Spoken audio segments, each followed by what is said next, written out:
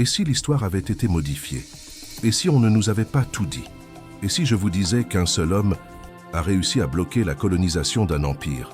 Oui, un homme, au cœur de la jungle du Congo, a tenu tête à l'armée française. Il ne commandait pas des canons, mais des esprits. Voici l'histoire de Mabiala Manganga, le guérisseur devenu légende. Né dans le pays Sundi, Mabiala a grandi en apprenant les mystères ancestraux du royaume Congo. Les plantes qui soignent, les chants qui apaisent l'âme, les symboles sacrés qui protègent. Il est devenu Manganga, à la fois le guérisseur et le voyant, un gardien du savoir de son peuple.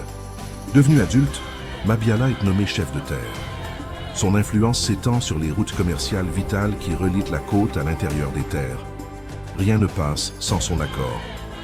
Alors que ses ennemis le craignent pour sa puissance, son peuple le vénère pour sa sagesse et sa protection. Mais en 1890, un vent nouveau souffle sur le Congo. Les explorateurs européens s'avancent, leurs traités sont des pièges, et leurs drapeaux se plantent sur des terres qui ne leur appartiennent pas. Ils pensent pouvoir conquérir une terre. Ils ne savent pas encore que c'est un esprit qu'ils vont devoir affronter. Mabiala organise alors sa première embuscade dans la forêt des mirages. Ces guerriers, leurs corps peints de symboles blancs, se fondent dans la brume comme des fantômes. Les soldats français tirent, mais leurs balles ne frappent que des ombres. Ils jureront plus tard avoir vu les arbres eux-mêmes se déplacer. Sur le fleuve Nyari, Mabiala tend un autre piège. Il ensorcelle le pont de bambou. Lorsque la colonne de soldats s'y engage, le fleuve se soulève dans une fureur soudaine, comme guidé par la volonté des anciens. La moitié de la colonne est engloutie par les eaux déchaînées. La nuit, Mabiala et ses guérisseurs invoquent le feu d'Unganga, un mélange secret d'huile et de poudre qui embrase les campements ennemis sans flamme visible. Pris de panique, les soldats fuient en hurlant, persuadés d'être victimes de sorcellerie. Pendant 4 longues années, la guerre fait rage. La forêt, comme une mère protectrice, cache et défend Mabiala. Les routes commerciales sont coupées. L'économie coloniale est paralysée. Le puissant empire français s'épuise face aux racines indomptables du Congo. Mais la plus grande menace ne vient pas toujours de l'ennemi. Parmi les alliés de Mabiala, un homme, par peur ou par avidité, parle trop. Les Français apprennent enfin où se cache le guerrier insaisissable.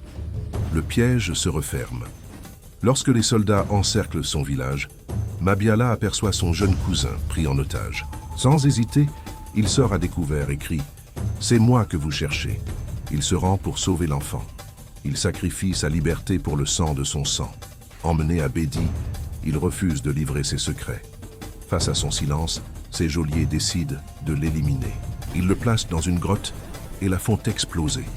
Le corps de Mabiala Manganga disparaît dans l'effondrement, mais son esprit, lui, survit. Son nom a été volontairement effacé des livres d'histoire, mais son histoire, elle, a traversé les feux du temps, transmise de génération en génération. Aujourd'hui, Mabiala Manganga est le symbole d'une Afrique fière et debout. Le guérisseur est devenu une légende éternelle.